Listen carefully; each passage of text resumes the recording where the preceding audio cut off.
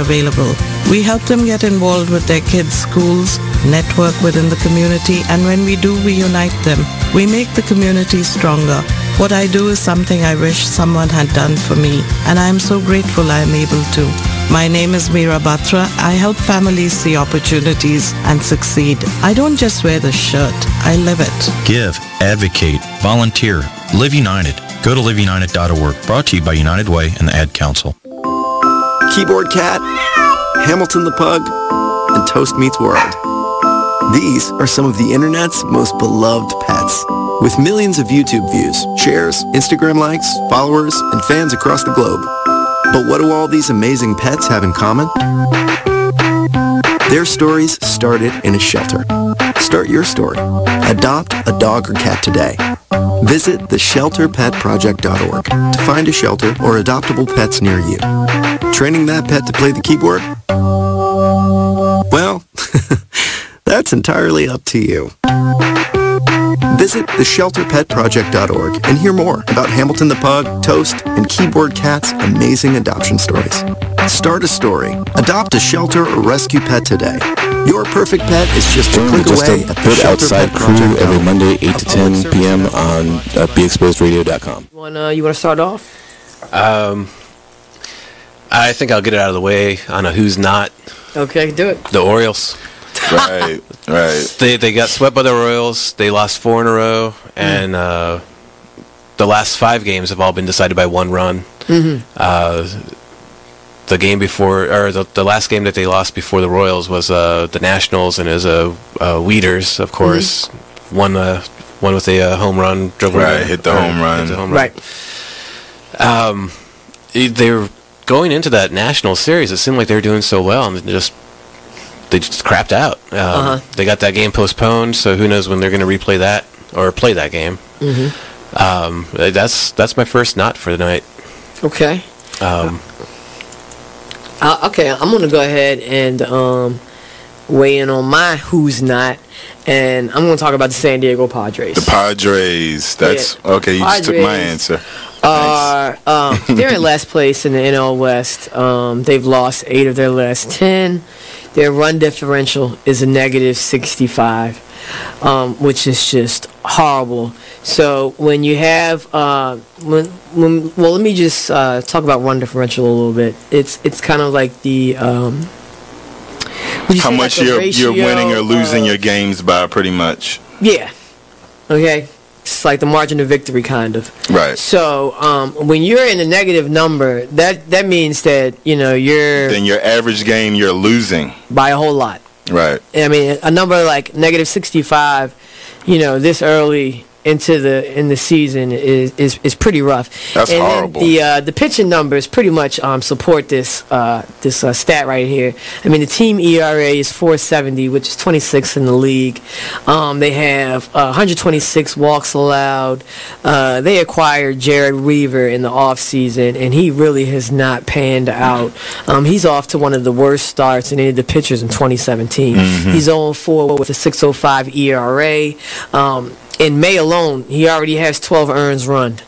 12 earned runs in May. And, another one of their pitchers, Clayton Richard, he's 2-4 with a 4.34 ERA. And, in May, he has 6 earned runs and 12 innings pitched. So they're not pitching well.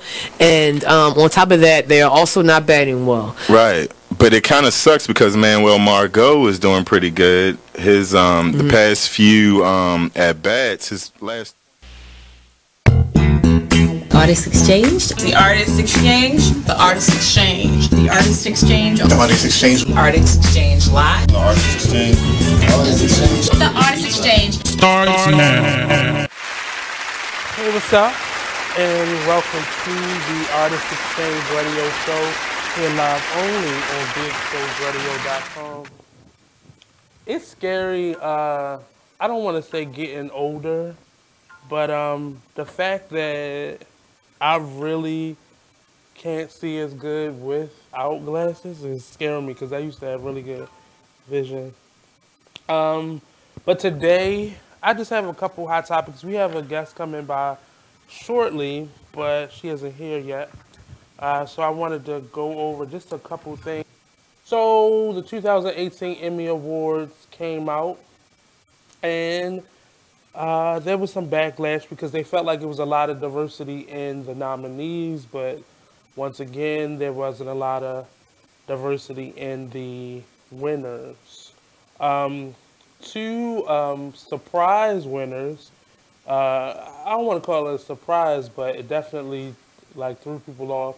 That Tiffany Haddish and um, Cat Williams won, and Tiffany Haddish won for her appearance on um, Saturday Night Live, and Cat Williams won. I'm trying to find the category on here, but Cat Williams won for his. Um, I should have like outlined it. I always think that I don't need to outline it, but I always do. But Cat Williams also won for a guest appearance that he made on, I want to say Atlanta, but that's not the right one. Why don't I ever highlight it? That's crazy. And I just read. So they were two of the surprise winners. Also, I can't say reality host RuPaul from Drag Race won for reality show, the best reality show. And that was really about it. And then Regina King won for her Netflix series that was actually off that they cut, but she actually won for it. And then there was the Queer Eye, which I really don't like because I really don't like reboots. Oh yeah, Regina King won for 7 Seconds, Best Actress in a Limited Series or TV Movie. And that was about it. The two surprise ones were, actually, Reality Competition Program won. RuPaul Drag Race won for that one, and RuPaul got one. So they walked away with 2 Emmys. And my question for today was actually, do you think these once prestigious awards is starting to lose their kind of the luster, the competition of it all, because it's starting to be real predictable in terms of who's going to win. You can almost guess who's going to win, no matter who the person is, whether they black or non-black or white or whatever. But either some of the winners really don't. You don't really know these people. Best actor in a comedy, Bill Hader for Barry. Like, I really am out of touch with TV in general because some of these shows I don't know at all. And that's me because I really don't watch a lot of TV anymore. But I think I need to start so I can actually know who some of these people are in these categories. And they're not like the off-screen winners. I just copied down the ones that were aired. And those are some of the ones that I really don't know any of these people. Director for a limited series, Ryan Murphy. And he's well known, but for the Johnny Versace American Crime Story, that actually won. The director won. The Crown won for director. For comedy series, I have no idea what that is. Not the category, but just some of these people, and I must be really out of touch with just watching TV because none of these people, and then that makes me mad because it's not even, that was not even on here. That's crazy. I must be missing a sheet too. Yeah, I must be missing a sheet. But that was the Emmy Awards. It really wasn't that good this year. I wasn't really impressed. And I normally watch, but when the red carpet is better than the actual award ceremony, that means you have definitely not done your job. Yeah, so it wasn't really that good to me. Shout out to Regina King. I think that's actually her 3rd Emmy Award that she's actually won. Yeah, it wasn't that good. Sorry. And the question for today, have award shows kind of lost their luster. As an actor, I used to love watching shows, even though when I was watching it, it wasn't really a lot of representation in and on these award shows, or that was represented by these award shows. But I used to love watching it because I loved acting in general. But it really doesn't. We aren't well represented in these shows, so it really even now with more black shows like well, not like, but more platforms for shows to be able to be more diverse. It really still isn't in terms of winning. Um, People aren't really winning that should be winning, and I see a lot of people who are in these categories that are really bad. But what I heard from, like, say, the Grammys or the board that kind of nominates, well, not nominates, everybody is selected, but you have to have your work in at a certain amount of time and all that. So everybody from a certain category doesn't necessarily get their stuff watched. So the voting board isn't really as diverse as it should be, and they really need to work on updating the people who actually vote on these awards. So it's not just the general public; it's a select group of individuals that actually gets the win. So I wanted to. That's dead because the Emmys were really boring this year, and I don't even want to talk about it anymore. But another issue. So a lot of like gay references and all that are being brought up. And I came across this story on Bert and Ernie, and as not as a child, but definitely like as a teen and older, it was always a joke that Bert and Ernie was a gay couple. And one of the creators of Bert and Ernie said he wrote and he created them. He helped to create them, and his premise behind them was that they were a gay couple. And Sesame Street has definitely spoken out on it, and they gave a statement saying that they would have no issue with having a gay character because actually they have like the first HIV puppet. They have the first mentally retarded. What do we supposed to say? Mentally retarded?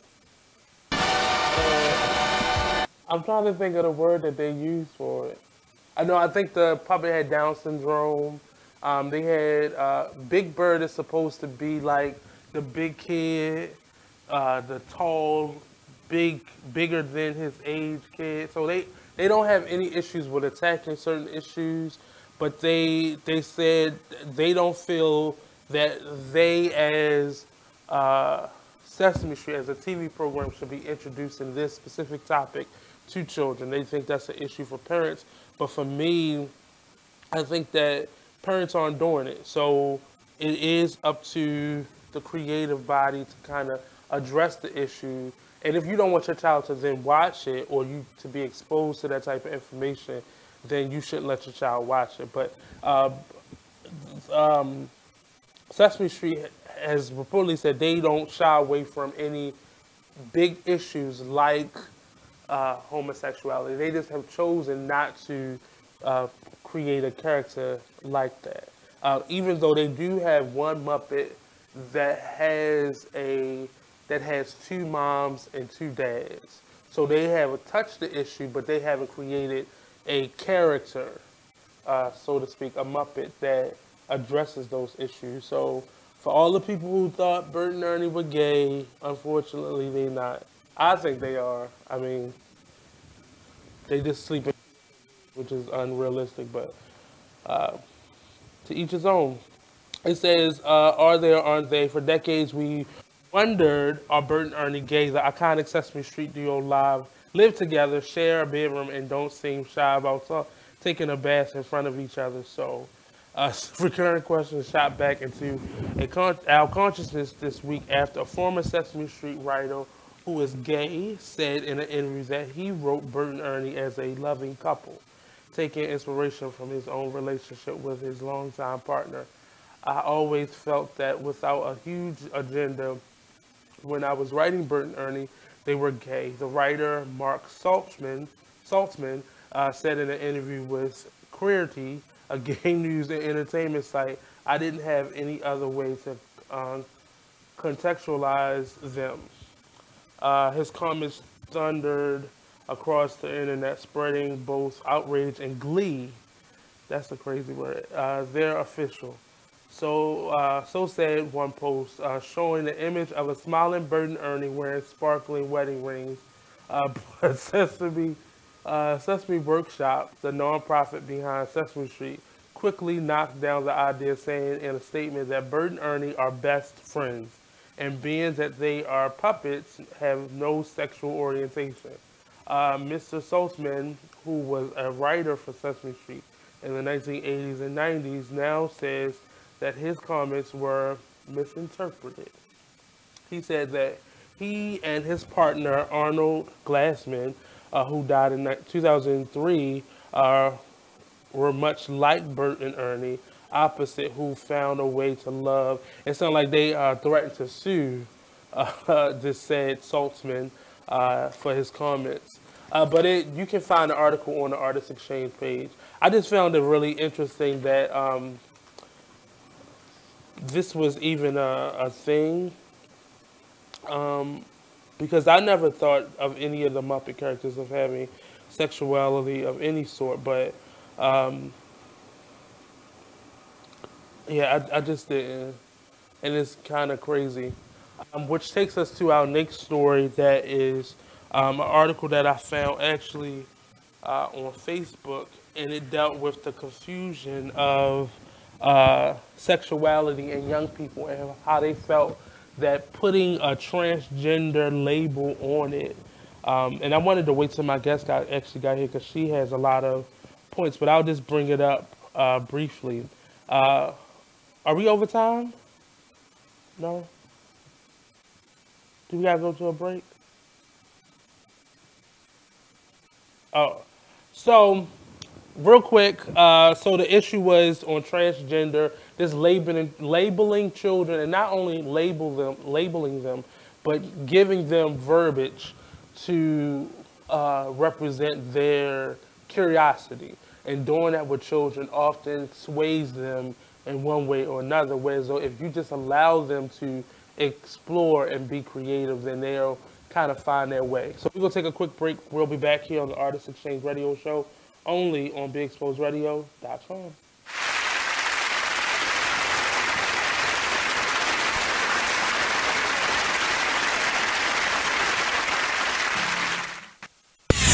We're rewarding you for something you already do, listening to us. It's Radio Loyalty, and it's an easy way for you to get free stuff. All you do is sign up. Go ahead and click the banner now. You'll earn points as you listen. Points you can trade in for great products and services in the Radio Loyalty store. You can earn even more points when you share your favorite station with friends on Facebook and Twitter. Radio Loyalty. It's free to sign up, so click the banner to join now. You're now listening to BeExposedRadio.com. Check out this fire flashback.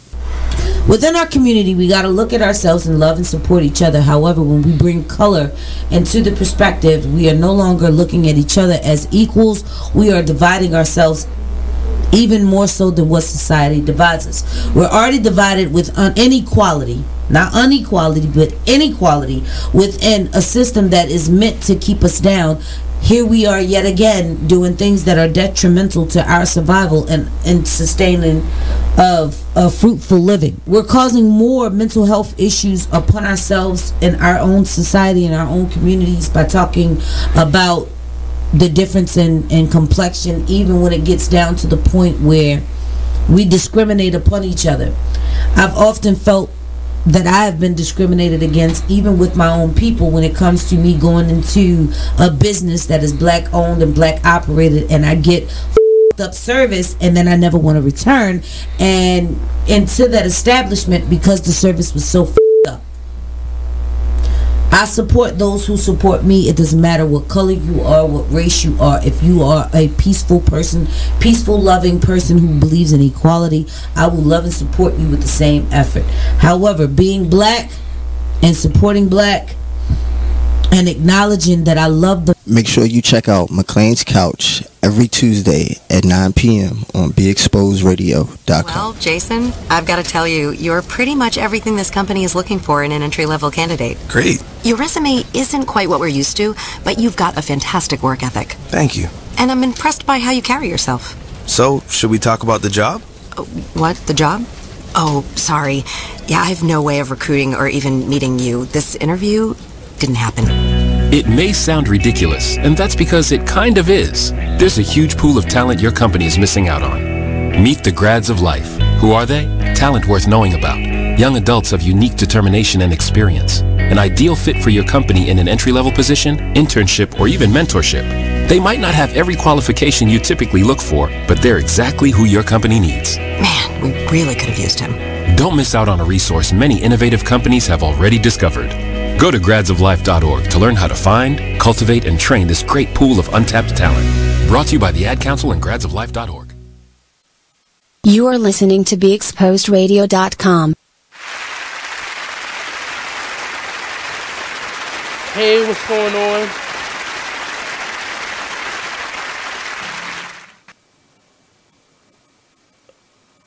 Oh. Hey, what's going on? Welcome to the Artist Exchange Radio Show. Welcome back, welcome back, welcome back. I'm just taking a moment to share out. If you are tuning in, please take a moment and just share this post out, this live out with all your friends, family, artists, so on and so forth. This show, I try to talk about things that are related to arts and entrepreneurship in terms of just how things are, just the information that's out there. And I kind of come from a perspective of an artist. And I try to keep my personal feelings out of it as much as I can, but sometimes it seeps back into it. And this is the last time I'm going to talk about these young ladies, but I've actually just heard the playback of Nicki Minaj's radio show. First of all, I didn't know she had her own radio show. And I was reading up on her having her own radio show, and it was because she felt like radio shows and such were not a similar issue that happened to K. Michelle. When you disrespectfully, when you're disrespectful to the people who run these stations, the host of these shows, the sponsorship of these shows, when you're disrespectful to them, of course they're not going to play your show, your music, or ask you onto their stations. I've watched several interviews where Nicki Minaj has been very disrespectful to the host of shows, to just the organization that runs the shows, and that they should want to play her music because it's just that good, that it shouldn't go with, it goes without saying, set aside people's personal taste in music and what they like and what they don't like. She just has an arrogant attitude that because she's who she is, you should just want to play her music just because. So that was kind of the whole purpose of her having her own radio show, which is fine. You have a viewpoint, you want your own show, get your own show. But speaking of shows, well, I'll go into that at the end of the segment. But so Nicki Minaj has her own radio show, and she is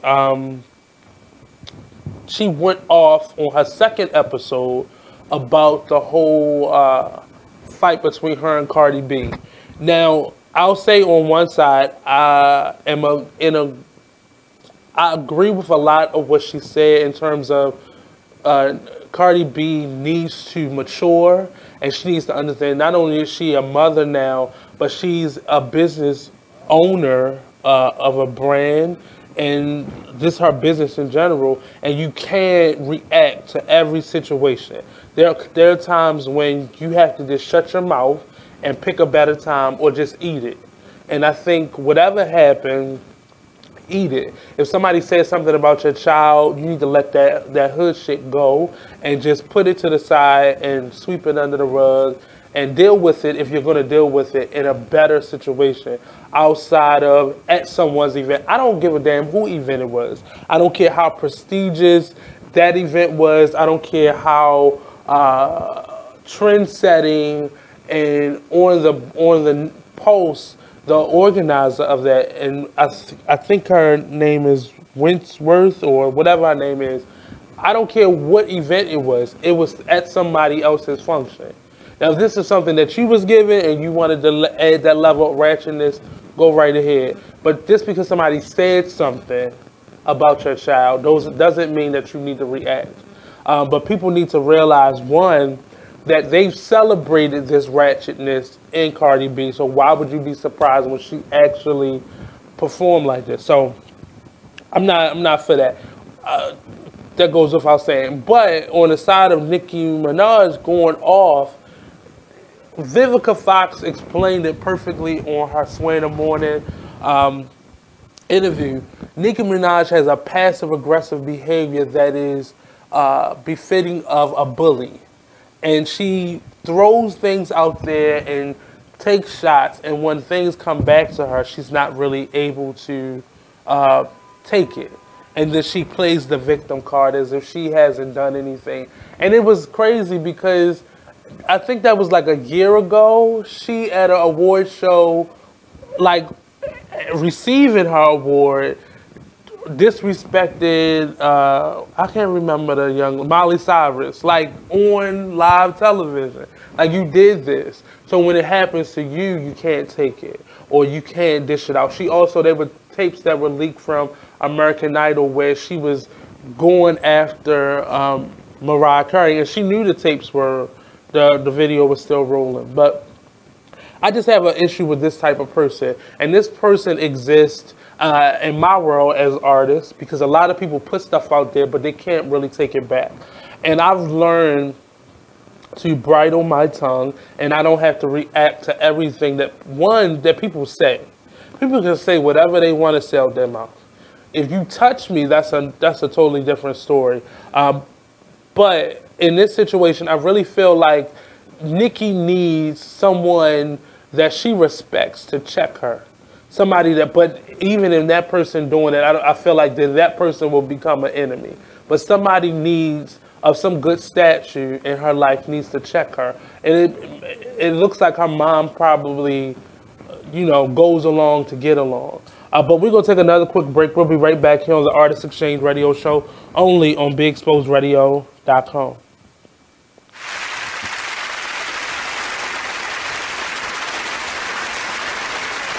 Business owners, need more customers? Offer fantasy sports contests and generate more sales. Restaurants, bars, hotels, auto dealerships, real estate offices. Whatever your business, fantasy sports contests can help you increase your sales and bring you more loyal customers. Visit Fanify.com or call 888-55-SPORT. Our software lets you customize contests fast and easy for your brand. That's right. Visit Fanify.com or call 888-55-SPORT. That's 888-55-SPORT or visit Fanify.com.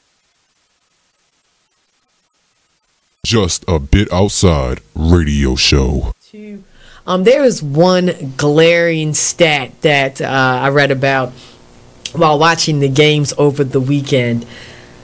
New York Yankees went 22 straight innings with at least one strikeout.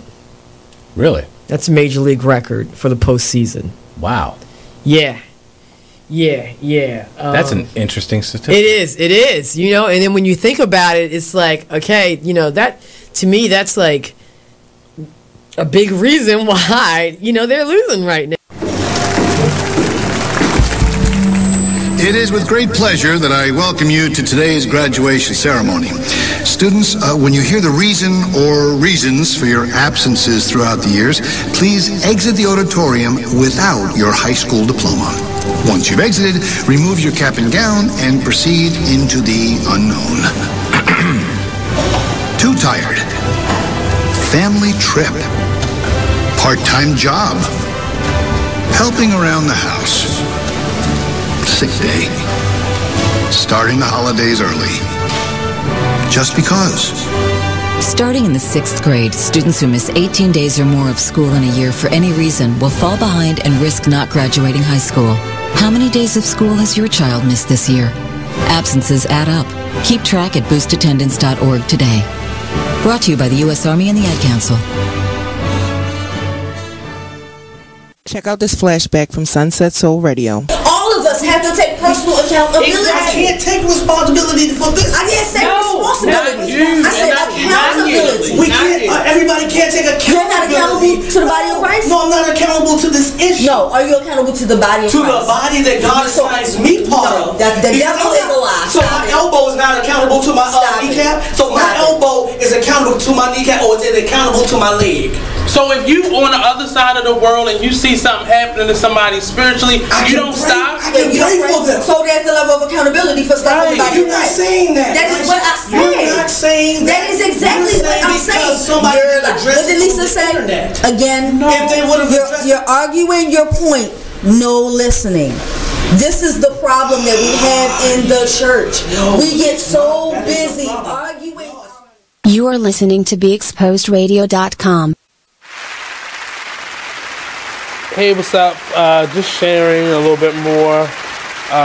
This becomes very addictive if you don't realize it. But I'm here. I'm back. The Artist Exchange Radio Show. Don't forget, we're live every Monday and Friday, 2 p.m. to 4 p.m., only on BigExposedRadio.com. If you're looking for a platform to, one, promote your work, your services, your product, your upcoming event, your music, your social media, your latest projects, come on to the Artist Exchange Radio Show. You can email me at the artistexchangeradioshow@gmail.com, or you can forward your messages to any of our social media platforms, that being Facebook. We have a fan page as well as a group page called the Artist Exchange. Just look for our Artist Exchange banner, or Instagram, Twitter. I just joined a social media platform called Sharp, SHPR. It's a good networking tool for people who don't like all of the social media aspects, but just want to meet, look at people profiles, and connect with individuals and meet up. I've scheduled a number of interviews for October, starting next week, and then going into October with some really interesting and phenomenal entrepreneurs, artists, and community leaders from that website. And a lot of my guests come from the Artist Exchange group page. We're up to about, I think, 4,700 members now and counting. So definitely join the group and talk and share. This is on Facebook Live. Hey, Riga, people need to give Cardi time to mature. She's young and is dealing with overnight success. True, Riga, I really do agree. But at some point, you know your behavior is destructive, and you need to be mindful not only of how it affects you, but the other people around you. And I'm not speaking about Nicki Minaj. I'm talking about the other people who are rooting for you. There are people who probably organized that event that were rooting for her, that are kind of sitting on their hands now because they don't know how, you know, the society is going to take them, the industry, so on and so forth, the powers that be. And I'm all for people maturing and growing, but at some point that learning curve has to be sped up, and you got to get it. You got the money. And I think this goes into a lot of people mentoring. The idea of having a mentor is somebody who's just going to agree with you. That's what it's turned into now. But I think the idea of mentors, I think some industry heads need to step in, who Cardi B and Nicki Minaj in this case look up to and can actually reach out and be touched by. So I really think people need to go back to mentoring and stepping in when there's a problem. I don't see anybody stepping in, and not that I need to personally see it, but I see a lot of people with opinions and not enough people who can physically touch these young ladies. And I'm speaking more Cardi B, that type of behavior. You get it when you either hit rock bottom or you get sick and tired of being sick and tired, and often that's when you hit rock bottom. But for Nicki Minaj's behavior, it is disgusting to me, because I've watched her over time just be very disrespectful and short, and people gravitate to that type of behavior. And it's nasty to me. It's really nasty, and it's bringing out the nasty in individuals that are having to choose sides, which I really don't like. That takes me to another issue that I'm finding on social media, and that is one of these gotta go. And I don't really see that with celebrities or artists or individuals from other cultures. I really honestly see it from our own, about our own.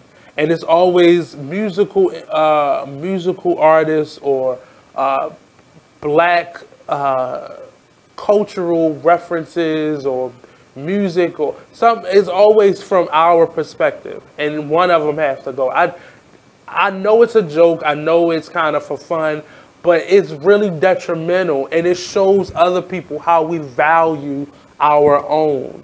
You know, these people were once people that we maybe, especially in terms of music and arts, people who we really had at the top of our list, and we just were so quick to just write them off or bump them off and replace them with what's hot and what's new. But just remember that pendulum swings both ways. And if you're playing this game, remember at some point you could possibly be one of the pawns in this game. And I hate watching it. I hate it. And most of the shows and podcasts and radio shows, they all have an aspect of this. One of these gotta go. And it just does something to me. And I get it. It's funny. It could be funny, but I'm starting to see it so much now that it's starting to really, and as an artist, as somebody who wants to find success and achieve success in my field, I don't ever want to be on that chopping block because we've allowed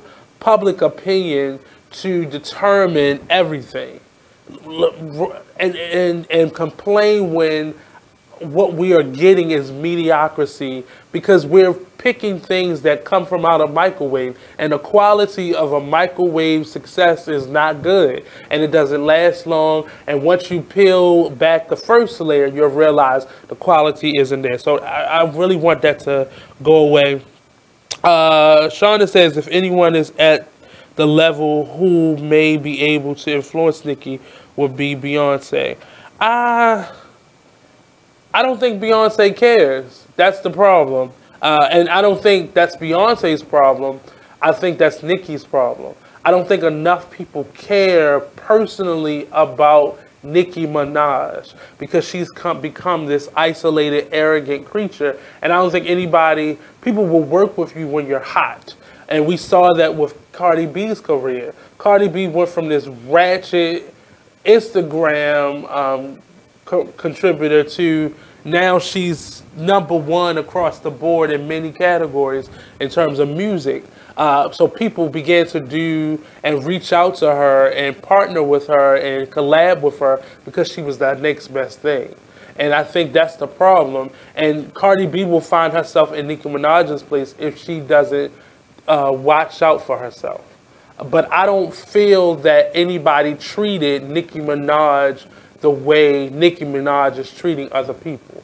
She doesn't. She is a typical millennial in that she has no concern for anybody else around her. If you're not pandering to her and you're not what she feels is boss material, then she doesn't have any respect for you. And I think that's definitely a problem. But I really am. If you're on the live, definitely take out a moment, share this live with people. I appreciate all your support. And I have to take a step back and really say thank you. I was in a meeting this weekend, and gratitude came up in the conversation. And I'm a very thankful person. I pray, and I pray for everybody, and I pray for everything that I'm connected with. And I have to learn to show my gratitude out loud more. And I really appreciate everybody for any level of support that you've given to the Artist Exchange radio show. As we're celebrating this 5th year this month, I really am doubly appreciative for everything that anybody's been able to give, whether it's coming on the show and being a guest or being a sponsor at some point, or giving me an opportunity outside of the radio show, or watching or sharing or liking, whatever that may be. I really appreciate it, and I need your continued support. I don't want to stretch anybody too thin, but She says, right, probably not, but she damn sure won't disrespect B either. I think she'll disrespect Beyonce if Beyonce crossed her. If Beyonce checked her, I think B will be on the chopping block. I don't think she has that type of humbleness and respect in her because she felt like she's the greatest and nobody can touch her. And we've watched her do that to many individuals. So I don't think even Beyonce. I think it's going to take somebody who can shut her career down and somebody who she really loves and respects beyond this world of music and fame. It's going to take somebody like a mother or a grandmother, somebody to that caliber to shut her down and sit her down. But beyond that, and probably even for them, she's probably taking care of them. So what can you really say to her? So it's going to take her really hitting rock bottom for her to really see the truth and who she is and what she is. I wanted to talk more about the gender confusion, but I'm going to save that for the end of the show. And I'm going to bring up a topic. That Monty may enjoy.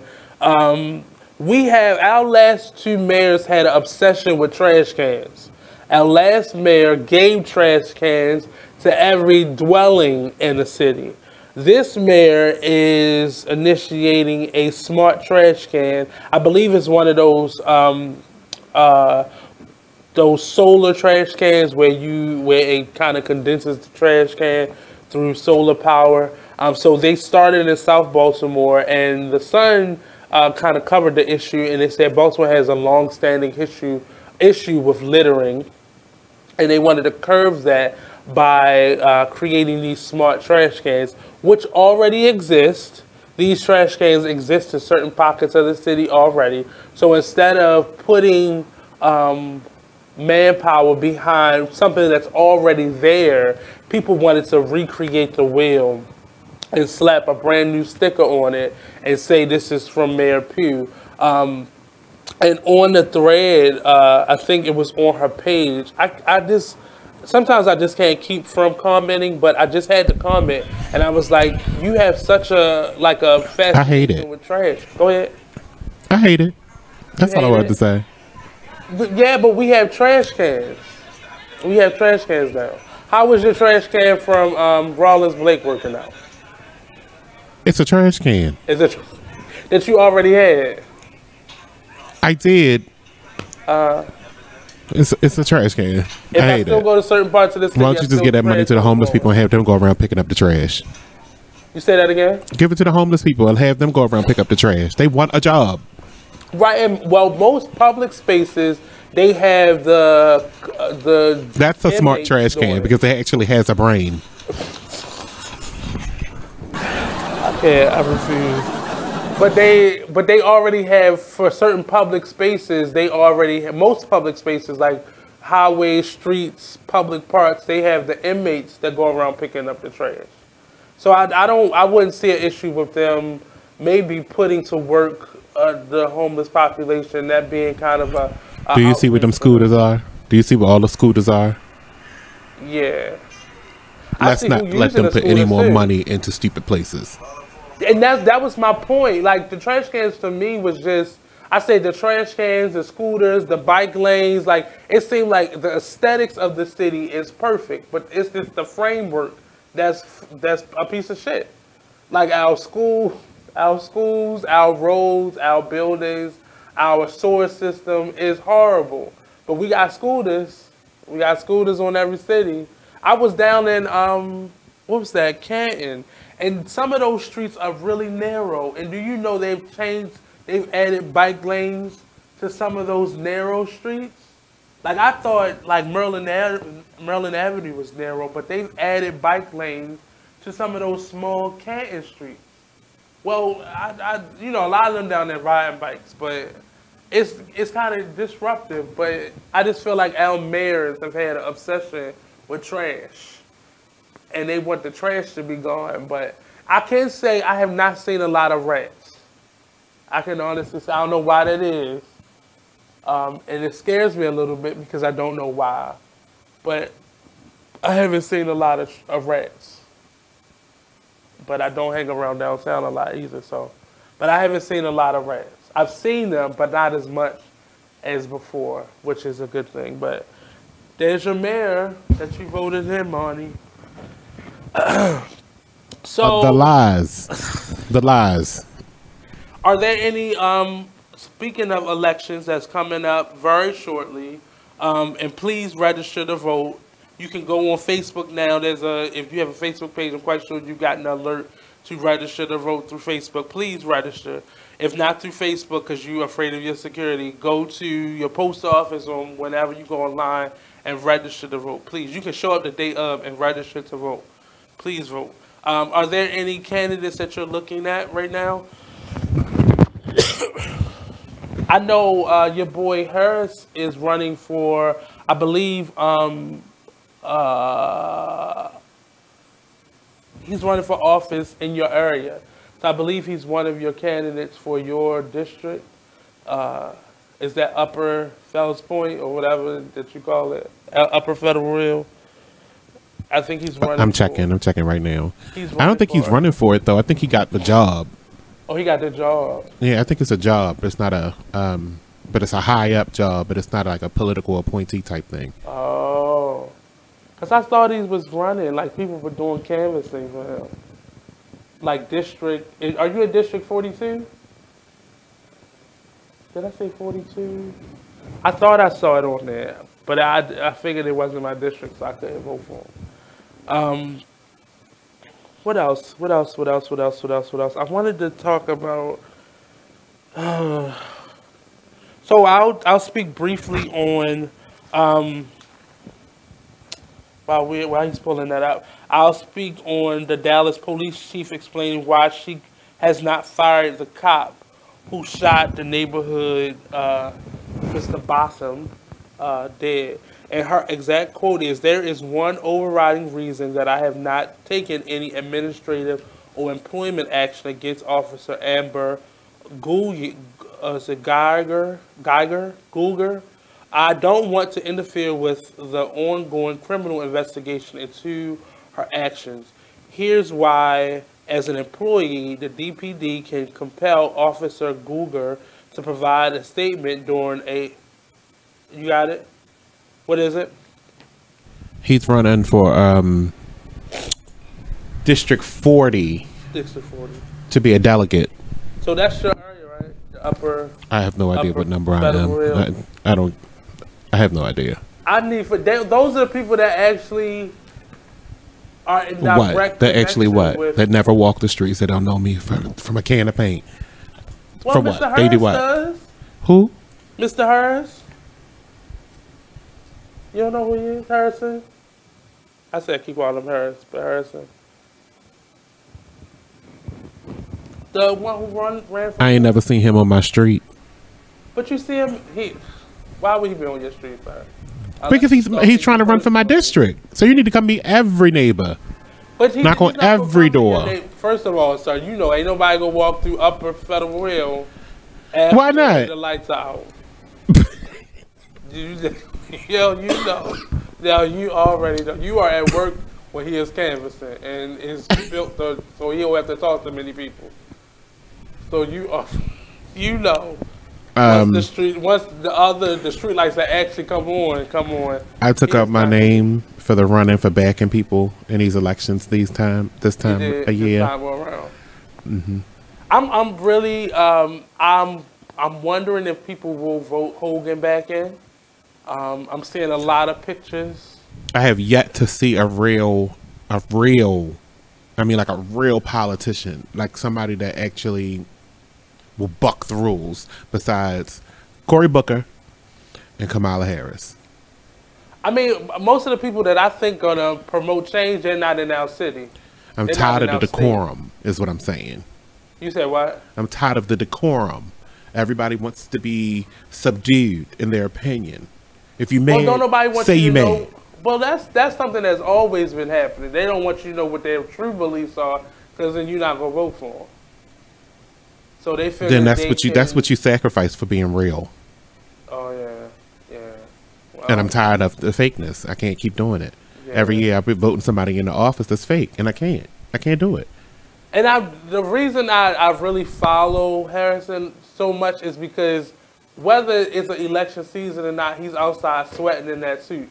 And I really respect that. I really respect that because that means he really wants to be in office. And I'm just hoping that someone like himself and people like that starting to see that that's what you have to do. I'm mad that only time Hogan is in Baltimore City is when there's a natural disaster or when there's election season coming up. We don't see him in the city otherwise. We don't hear him. We hear him reporting on the city or giving his reaction to something, but he's never here. And he's been in Station North a couple times. But he's been in Station North with the typicals, you know, the socialites of the city. But not like, I don't see him knocking on doors or riding around with a banner or something like that. But I'm real interested to know or see if he wins in this midterm election.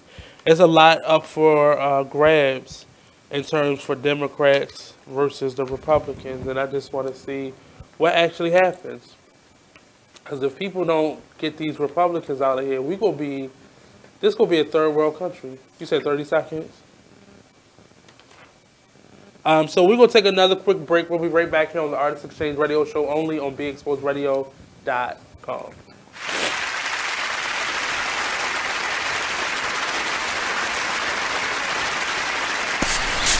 Whoa. The moment my son saw a redwood tree. It's huge! Is the moment I knew that for him, You can't even see the top of that thing. even the sky has no limit. There are some moments only the forest can inspire. Find yours at discovertheforest.org. Learn about forests near you and discover cool things to do when you go. Your moment is out there. Find it at discovertheforest.org. Brought to you by the U.S. Forest Service and the Ad Council. The Artist Exchange Radio Show every Friday, 7 p.m. to 9 p.m., every Saturday, 12 p.m. to 2 p.m. Real artist, real talk, real live on BeExposedRadio.com. I was meeting with a friend yesterday, and I've gotten to the point where don't ask me a question because the truth is going to come out. And exactly. Just don't do it. If you ain't looking for the truth, don't come to me. Don't do it because I can't hold my tongue. And she wants to be this stylist, boutique, but you're not doing anything in that nature. And I can't take you seriously if you're not doing those things. And I understood why people didn't take me seriously because I found myself in somebody else's lane. I was good at what I was doing and what I wanted to be, but I wasn't doing it for me. So how can I ask you to take me seriously if I'm living in somebody else's shoes? And nobody can do what you do. And I think that that's a big problem that people face now. Like, you see what somebody else is doing and you want to do that when that's not your lane. That's not your lane. That's not what you're supposed to be doing. But it's popular. It's getting that person money. It's getting that person applause. Oh, I want applause. I want money. Let me stand over here behind them. And then a lot of times people aren't honest with themselves either. Like, I was thinking earlier today, I've been woke for almost 2 days, so so you get honesty, yes. And I was thinking, like, you know, The Artist Exchange Radio Show. You are listening to BeExposedRadio.com.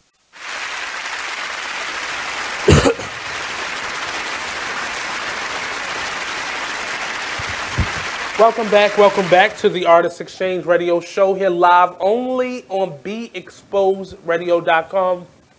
We got some other issues to talk about. One, the issue with the former president of CBS. We also going to talk a little bit more about, well, I don't really want to talk about the mayor that much. I'm ready for her to go. Also, so we're going to not talk about that. And the Dallas police chief. I wanted to talk a little bit more about the gender confusion and Botham. So I'll start with Botham. But before I do, one of our artists, Art by Cleartree, she's having a move-in sale. And it's an open move-in sale. It's just open by appointment. You can reach her at 410-419-8244. She's at 1400 Warner Street. She's moving. The city is buying up. Well, I don't want to say city, but private contractors are buying up that area behind Raven Stadium, by where the casino. And for the casino not to be making so much money, they're always in the rear. It sure is a lot of people that's buying up that area. So someone's bought that building, and she has until November to leave. And it's unfortunate, but it's definitely a gem. If you've ever been to our studio, it's a huge warehouse space. If you've ever been to the docks or the Paradox or like any building around there, it's a huge space. It's much bigger than the Paradox, and it's this floor-to-ceiling art. And she's having like a downsizing sale where she's giving away and selling off a lot of her art supplies and furniture and so on and so forth that she's collected over the last 10 years. So unfortunately, a lot of places like that are being bought out and then forcing the inhabitants to actually leave. But if you know where Second Chance was, it's the building where Second Chance used to be before they moved. But yeah, that's Art by Clearface. You can go to the page and find more information on it. So, like I was saying before we went to break, the Dallas police chief explains why she hasn't fired the cop. And basically, in her statement, she doesn't want to risk interfering with the ongoing investigation of it. It sounds like BS to me too. She goes on to say, "This is not a risk I'm willing to take. We cannot let the criminal case be determined on a technicality." So if she does anything like fires her or puts her on leave or whatever, she doesn't want those actions to compromise, say, a future court case. Or she doesn't want her to, it sounds like she's saying she doesn't want her to get off on a technicality, which I don't understand why she's still employed or still not suspended. But it does tell us a lot about probably that area in which this is happening in. And actually the family has actually spoken out, and they gave a response on CBS, and their basically their response was their son would not have left his door open, and everything that has happened to him has been something that he himself said would never happen to him, because he felt like he always lived on the inside of what the law was and always followed the rules and did what he was supposed to do. So the fact that someone could come into his home and supposedly be in the wrong place, unknowingly in the wrong place, shoot him dead, is something that he felt like could never happen to him because he was always living inside of the rules. I'm just at a standstill as to if this, okay, let's say everything that she says is correct, and this was a mistake, and it was done in a way where she didn't have any knowledge of what was going on. She was just in emotion. She was tired. She was running on fumes. Why isn't she still being charged? Well, she still is being charged. I'll say that. She's being charged with manslaughter, which denotes that it was this misuse of a firearm that she had. But she still, if this would have happened to anybody else, she would have definitely been on suspension without pay. She would have still been in jail, and there would have been no investigation of the victim, but more so on her. I haven't heard any accounts of them going into her apartment and checking and seeing if she's on any drugs. I haven't heard of any toxicology reports on her or what her state was, or was she tired or under the influence. And I really am interested to hear. I can't wait till the trial happens because I want to hear from those neighbors that heard her screaming or banging on the door. But we're going to take another quick break. Don't go anywhere. We'll be right back here on the Artist Exchange Radio Show, only on BigExposedRadio.com.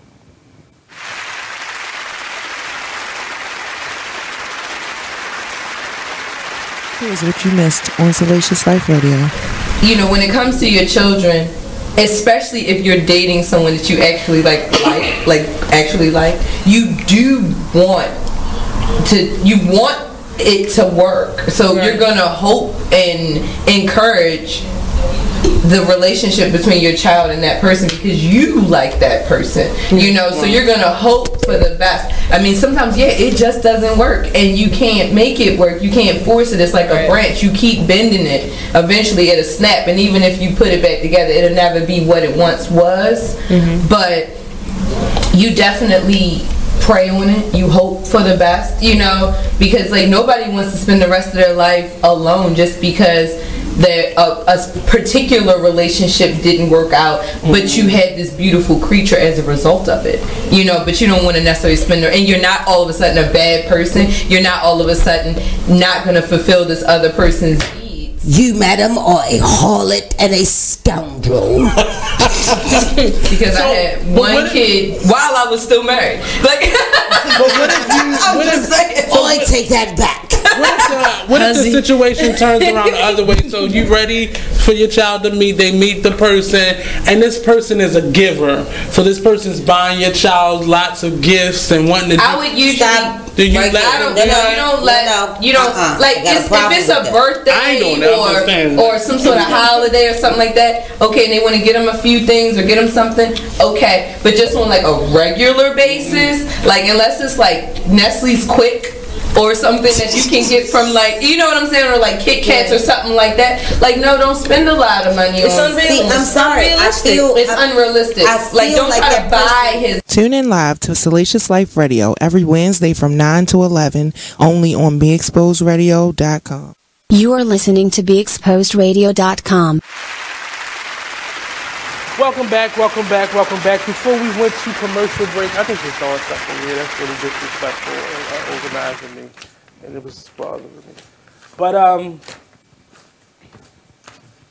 so before we went on, I was talking about the cop who shot and killed Mr. Botman, and his family had actually did an interview. His mom, his dad, and his sister did an interview about this, and they're lost, just like the rest of us are lost, because it seems, it's strange because we're judging incidents that happen across this country, so it's not the same judge, it's not the same lawyer, it's not the same circumstances, it's not the same laws often, or sometimes, and the same standards from city to city, to district, from judge to judge, from courtroom to courtroom. So, and from police to police, it's not the same situation. And we can't always label things with race, but it plays a big picture in that across the country, if a black person does this or if a black person's in this situation, chances are this is going to happen. But when there's a cop or some type of political individual or somebody of power or non-black individuals, the odds are always in the air. You can't really tell how they're going to go. And I believe recently we just had the first officer that shot and killed someone to be charged with murder. And that's been the first time in that specific county, I believe it said in 45 years. But we haven't heard of any incident where, one, the officers are first charged, which in most cases it has been, but none of the charges ever get stuck or ever stick to that person. And it's really, it's doing something to me to realize that this is happening. And our criminal justice system is set up in a way where if you have power or influence or money and are non-black, then your chances of winning is much better than if you are the victim who has been shot and killed and have lost a life or, you know, faculties that you can't get back. But it's just really damning to me that this information is out there and it feel like nothing's happening. And they already shown how the young lady was given preferential treatment, meaning that she didn't get a breathalyzer, she didn't get, I think they had let her go, or she was out on bail less than a day. I think within hours of her actually being arrested. And the fact that they actually went through his apartment, it's crazy to me. And now information on, they found marijuana in his apartment, and it was crazy. I was watching The View, and Whoopi said if they had found like 5,000 cases of crack cocaine and proof that he was selling it and using it and giving it to children, it does not take away from the fact that you walked in somebody's apartment and shot them. Whether you were sleep deprived, and I've been sleep deprived and I've made mistakes, I've walked into shit, I've slept, overslept, I've done apartment. If I'm tired, I stop wherever I was. I'm bumping the mic. I stopped wherever I was and I would just sleep. Or I would try to call somebody or get some help. But if you're under that type of distress, and it was, I think she had worked a 15, 16-hour day and she was tired, but she supposedly had all of these, I think she had went to the market or had bags with her, but you were aware enough to be able to see this silhouette in the dark and be able to draw your gun and shoot and aim correctly. All of those faculties were on, but your judgment was just off. But everything else was on and clicking. So it does make sense to me that neighbors have accounts of, one, her banging on the door. They actually have an account of him yelling, why would you do this to me? So I can't wait till this gets due process and it's actually in the court, and this family gets some type of closure, because you can't even begin to grieve when something like this happens to your family, a family member, because you're so focused on the justice that the grieving process sometimes gets pushed to the side. And I just will hope that this family could get some type of disclosure in this, where we're not talking about it as much. So I'm gonna shut up and only report the updates. So that this actually came out, and unfortunately, but this was on CBS's website, and his funeral is planned for tomorrow actually. So we're probably going to get television coverage of that. Next up on, this is a number of issues that are pertinent in the artist community. So I've got to be in a couple different meetings this weekend, and I met with, for some projects that I have coming up, and I took part in this workshop for leaders in the arts, and kind of making things better for artists across the board, gender, sexual orientation, gender, just making things more level and making sure, showing resources are allocated appropriately and making sure artists aren't being taken advantage of. So at the top of that list was exposure. So in the course of me having this show, I've been invited to a lot of showcases. And these showcases promise to give artists exposure. And often I was invited by the artists and not by the organizers. And I'll tell you why that makes a difference. If an organizer invited somebody like myself to a showcase, I would think more highly of the event. But I'm being invited by actual artists that are, one, paying to be there. And a lot of these, I'll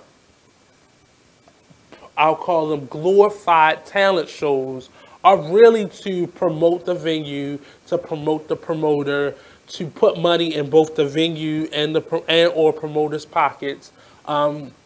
It pushes drink specials and 2-for-1 specials more than it does the actual artists that are there. And then it becomes a popularity contest. So if it's somebody who's well known, they get to go on early, or they'll pack the beginning of the show or the prime time of the show with artists that are well known, and then they're charging these other artists to be a part of this event, and they go on at midnight, maybe 1:30, when people are going home and they're leaving. And I really have an issue with that. And a number of the artists that I've come across, that is one of their complaints, because the eagerness and the hunger that these artists have will make them do things like pay to be a part of an art show, or and it doesn't just happen in music, it happens in many levels of the arts. I see it a lot in visual artists. Visual artists are charged to come to these events, and you have not done your due diligence or used that money to then promote the event. You put that money in your pocket or put that money towards what you need to get done, versus actually putting a part of that budget or having a budget for advertisement. Now, I'll say, as a event coordinator or a creative event promoter often, there comes a time when you have to kind of decide, okay, so why am I doing this?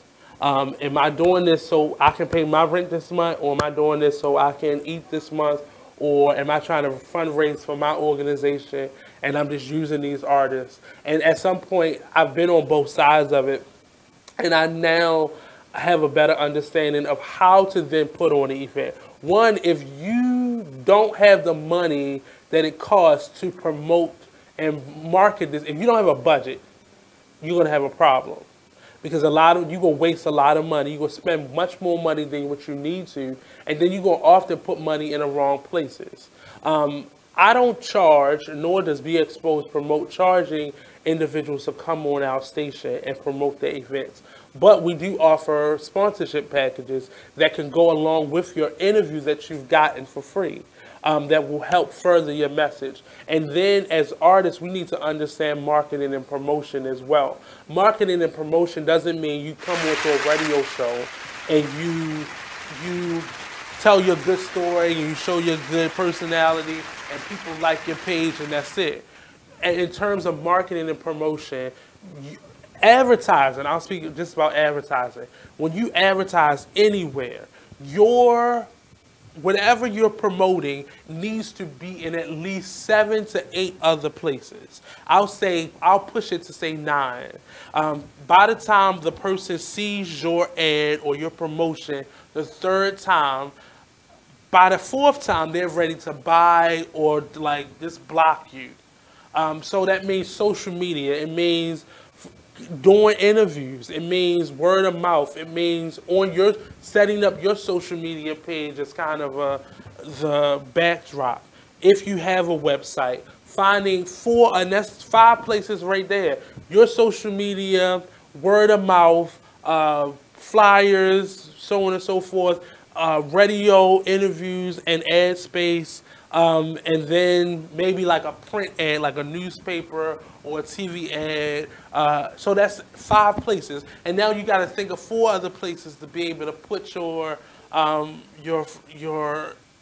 information. So people are visual. So we see what larger companies are doing, where they're having people wear shirts or wear branding where people see the brand, where people see the logo. And then you see it in print. You see it in like little leaflets that come into your junk mail. Like you see all of these things, and it forces us to buy it. So now those potato chips that taste like ketchup, I really want to taste them now, because I've seen it in enough places where, you know, it's being pushed on. You can't force anybody to do anything, but now I'm convinced, and I got a curiosity now. So we got to learn how to do marketing and promotion, and not just make a Facebook post and share it and tag 5,000 people in it. You know, you got to go a little bit further. And trust me, I'm saying all of this because I've learned the hard way about doing events and doing things. And I'm not perfect, and I haven't gotten ultimate success yet, but I've made enough mistakes to know what the hell I'm talking about. And a lot of artists don't want to put in that type of work, often because it's just you. You know, for a long time, even with co-hosts here, I've done a lot of this by myself. So I understand what it is to be on your own. And it's a lot of work that goes into doing it. And building a good team is the first step to getting to the success in your ads and your marketing and promotion. But it's not impossible. You just have to set a schedule. So here, that's one of the things that I help my artists with, and the artists that I come across, and the individuals that come on my show. Like, I do some wraparound services because I understand a lot of artists don't know what it is. So I'll spend a little bit more time where somebody else may not spend that time, but I don't want somebody to send me a picture to my show and I'm promoting something where they in a car doing a selfie or they standing in front of their grandmother's china cabinet, because then that messes up my promotion and my marketing and my show. And if you realize for the last like 2 months, even when I do have guests on the show, I may not have always had an ad because they didn't have photos. You know, really investing in something that you want and taking them the opportunity to invest, one, but also pay attention to details. Little things really matter. So some people will send me their information and get sponsorship, and it may take us a week or two to actually get it done, because I want to make sure the image that we put out there represents both the artist as well as myself, or the business as well as myself. So we'll talk a little bit more about that when we come back. We'll take another quick commercial break. We'll be right back here on the Artist Exchange Radio Show, only on BeExposedRadio.com.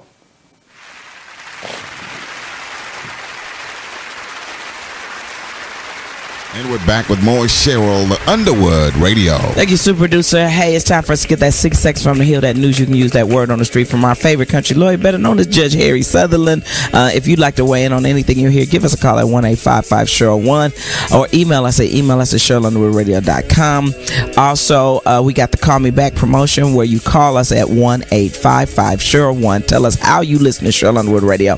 Either you're listening through your local radio station, satellite radio station. We got to touch on in entertainment that there might be a boycott of satellite radio, because we're on WHUR satellite radio. Boycott? Yeah, something's going on with the talent in satellite radio. XM Series, I think. Check that out. Pull that up real fast.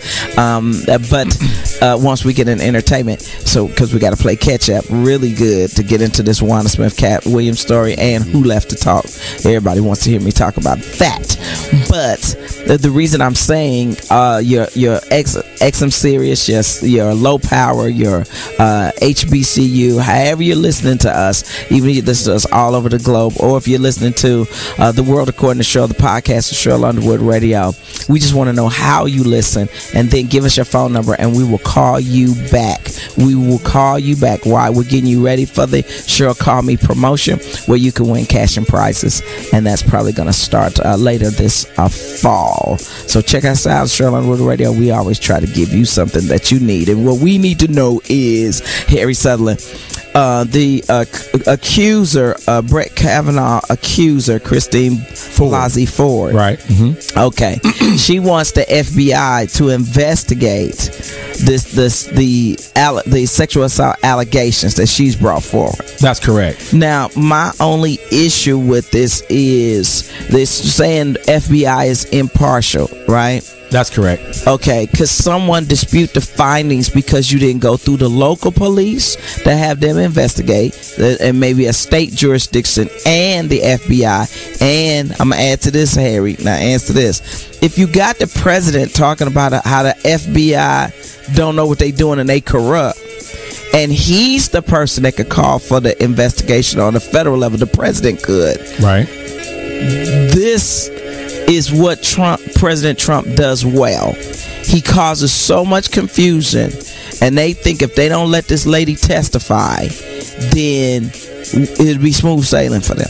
That's correct, and they know that they can kind of muddy the water because Trump is the king of distractions. So what I'm gonna do now is what he's doing. He's gonna talk about the FBI like he's been doing for the last year and a half. He's gonna talk about Comey and how corrupt they are and all these things. So now this lady said, before I had this Senate hearing, because she's been invited to testify this upcoming Monday. Right. But before she go and testify, she wanted the FBI to come in here and do some type of investigative probe. So would you say, Harry, that you are listening to BeExposedRadio.com. Hey, what's up, and welcome back. Welcome back. I'm just about to cut somebody out that's on my thread, Mr. LeVar, Bluffer, man. Odessa says you're absolutely right, and it is doable. A whole lot of work, but doable. Shout out to Odessa Rose, Water from a Broken Glass.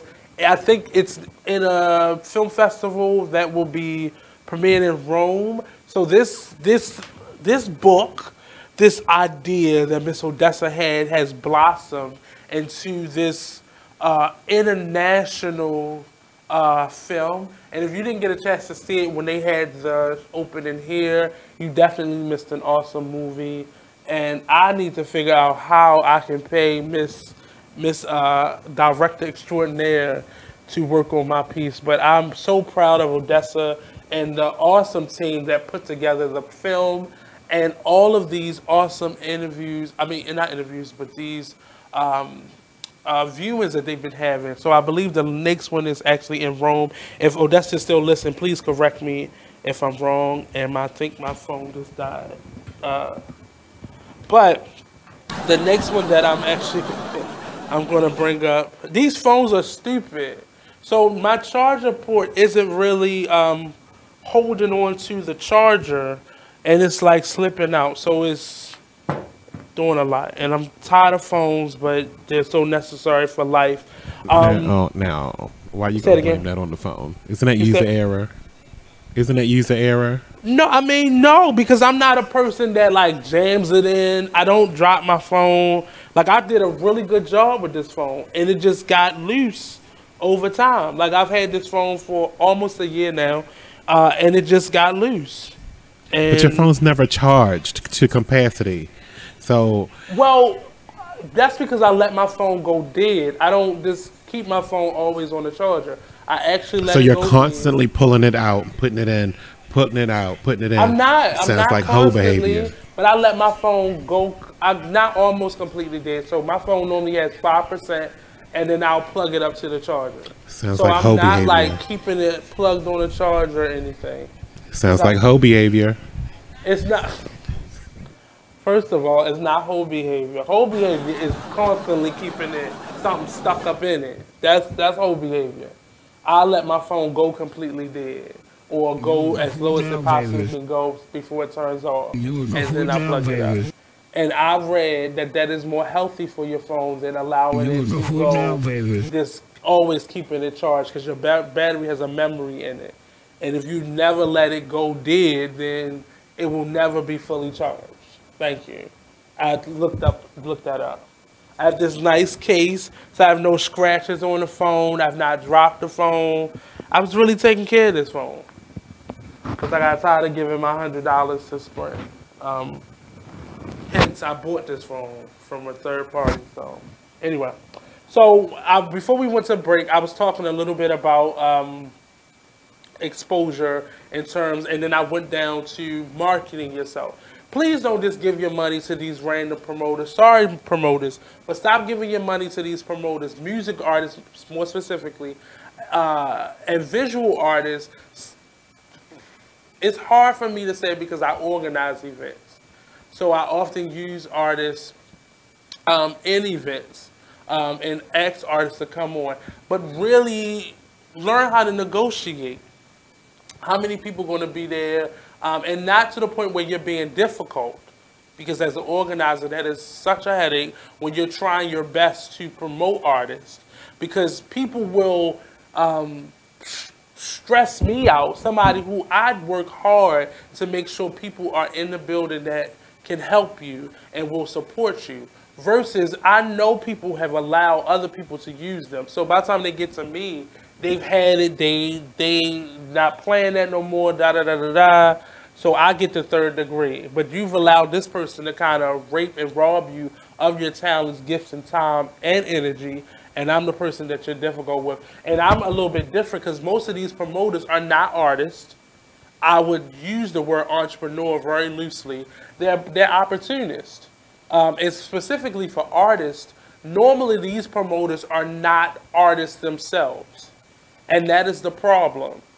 Because they don't understand the work that goes into preparing, and not only preparing, but you're asking artists to sell tickets. So I always use the example of them putting Puff Daddy or any non-acting actor on Broadway. They did that to sell tickets. They put Fantasia in The Color Purple because they knew she would bring a certain amount of people and a certain type of audience to Broadway that they have trouble getting there any other time. Fantasia just did excellent in that role. I always use the example of putting Puff Daddy on Broadway for A Raisin in the Sun. Puff Daddy is nobody's actor.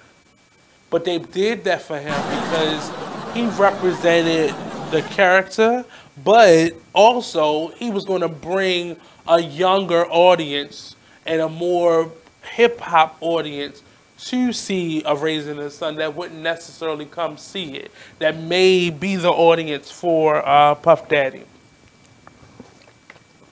But be mindful of the things that you put yourself in, and as promoters, stop using artists to promote yourself. Their face not even on the flyer, it's your face. So you're using these artists to promote your face, your brand, and that's fine, but you have to include them in it. So make it more of a partnership versus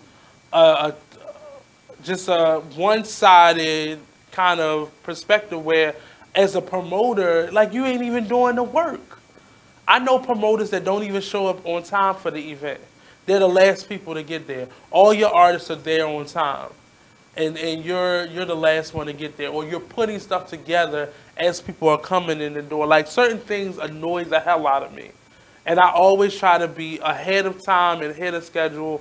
Whenever I'm planning the event, I'm always the first person to leave, first person to get there, and the last person to leave. And it's just we have to do better. So exposure. Another meeting that I went to was about diversity in the arts. So there'll be, the Deutsch Foundation is helping out a number of organizations with kind of, I would say, diversifying the arts. And I think that the arts are already diverse. I believe they're still segregated. I'll say that much. So this part of it is called Whitewashing Black Creativity. I'm trying to figure out how to say this. But we'll talk more about that in the next segment. I just want to initiate the conversation in terms of whitewashing black creativity. And that's not always white people doing that to us. That's often us doing that to ourselves. So we'll talk more about that when we come back from a commercial break. Don't forget, tune into Be Exposed Radio. Subscribe to our YouTube page. You can find us on a number of platforms. Go to our website, www.beexposedradio.com. Click on syndication, and you'll see a list drop down of all the platforms where our show can be found on. Pick your favorite one and go to that one and tune into the Artist Exchange Radio Show and get alerts when any of our shows come on. Starting in October, we'll have shows Monday through Sunday, so definitely get in where you fit in. If you're looking to start a show, definitely come on over, send us your information to info@beexposedradio.com. Say, Nate, I want a show, and we'll get right on it. So we're going to take a quick commercial break. We'll be right back here on the Artist Exchange Radio Show, only on beexposedradio.com.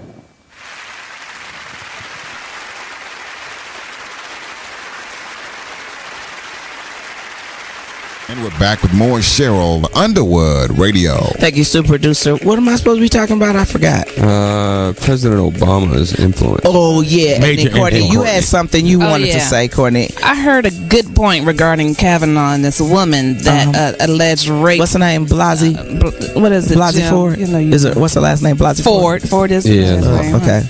That, like rape, the action of it is something of power, not sex. Yes. As a person who was violated, everybody see in media they want to make it something about desire or something. It's just in recent times that they make it more violent, like in The Sopranos. Remember when Lorraine, what's her name? Brasco? The therapist. Yeah. Remember the therapist? Yeah. Remember she was raped in the stairwell? That's right. And it was a violent act. And she saw where the guy worked. He was an employee somewhere, saw where he worked, but she never told Tony Soprano, and I thought that was a missed opportunity to bond them. Kill him. Yeah, just like in The Godfather, when I'm about to go reference. And then, do you love The Godfather? Oh yeah, me too. I didn't like 3. I didn't like 3. That's a bad one. What, 2 like the best? 2 was like the best, and when they cut them in chronological order, they really, really good. But then The Godfather, if you read the book, remember the mortician or the funeral home guy. he didn't have any respect for Vito Corleone, right? Until his daughter got assaulted, and remember when Sonny got shot up at the toll booths and they brought the body in, and so he said, one day I'm gonna come to you and I'm gonna need a favor, because he comes to him with a favor. He says I'm gonna do this favor for you. So in the book, Harry, a couple of the Corleone goons, or I tell them, to Corleone men, go out and they take care of the person that was accused of assaulting and raping the mortician's daughter, and now you owe Vito Corleone. So when he brings Sonny in, as he's been shot up in his toll booth, then he has to put them back together. So but for Kavanaugh's power, he was like in high school. That'd be like more of something. Well, my point being was that though, power. You know what I mean? So if you abuse power at that age and you get this position, how you going to abuse power? And the way you feel about women. For me, it's the way you feel about women. A lot of this Me Too stuff really talks about how you feel about women being at your beck and call, being at your pleasure, being disposable, not being full human beings. And that's where the issue is. We might want to continue this discussion on because this is a good points to make. Also on, well, we might do this in entertainment. We'll talk about somebody might have a book deal, and somebody got a new show. So we're gonna do that in entertainment as well. Because this is break 4, right? Yes, it is. And after this, we got our HBCU shout out. Yes. Right, but before we go, before I let go, does that? Before I let go. Okay, that's Frankie Beverly Mays, and then You are listening to BeExposedRadio.com. And we're back with more Cheryl Underwood. No, we're not back with Cheryl Underwood.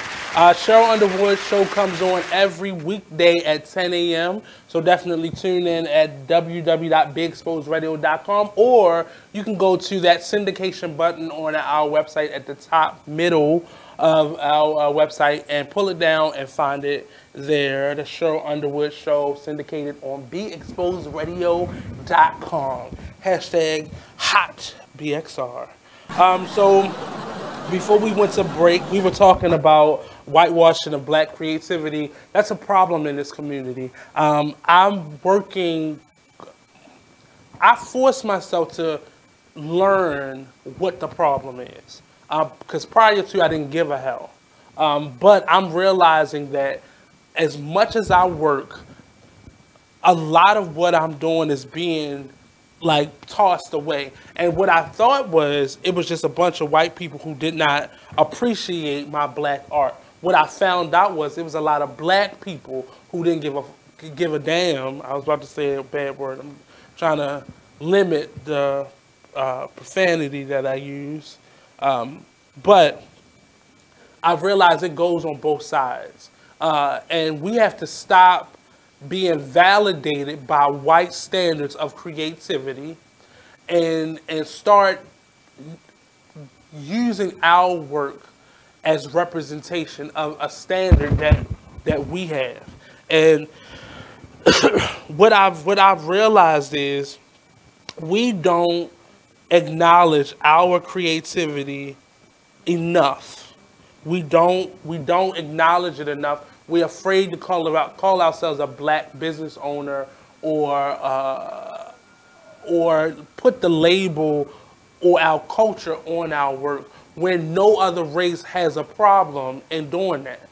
And most of them don't have to say, I am this and my art is this. They don't have to do that because they're already the standard of what creativity is. And I really want to, we really have allowed ourselves to be whitewashed. And it's not always by other outside people. It's often by ourselves.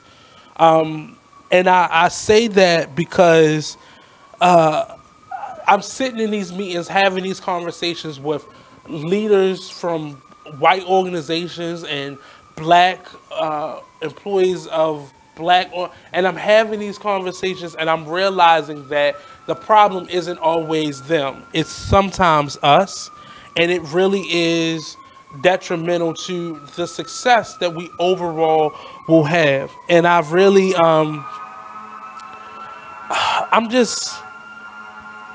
I'm mad, I'm angry, and I just want all of us to have a chance to do better.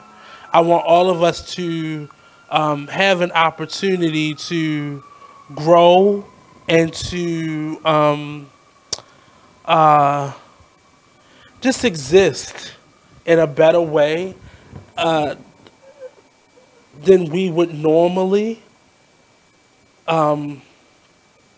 I don't know how to explain this, but I'm just realizing the problem is much deeper than somebody not valuing my work.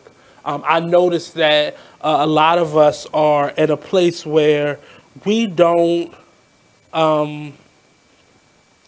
So some of I'll give you some of the flack that I've gotten, not flack, but responses that I've gotten back from my work. They didn't, and this is the part that pisses me off. They figured that it wasn't for them. But we have those same individuals, other races that are doing work that represents who we supposed to be in their eyes. But they won't come see the same type of material from us. But they see what is of interest to us. They take that content and go create their own damn work, and we go spend all our money on that. Now, I'm not upset with a Black Panther. I'm not upset with any of these things, a Mudbound, none of these things. But we have always created work like that. I'm upset that... I'm going to say it. I'm upset that a Black Panther or a Mudbound can get all of these accolades, but A Color Purple never won one award. Or they won awards, but not those prestigious awards. Those are the type of things that like anger me and piss me off, because I really don't, I don't understand why those things continue to happen. And I understand why they do it, because our culture is marketable. It's profitable. It is relatively, maybe I'll say it's marketable, and it brings in a crowd. So for example, it would not take a genius to realize why Nike is siding with a Colin Kaepernick, because we make up the bulk of their money. We make up the bulk of their customer base. So why wouldn't they choose us?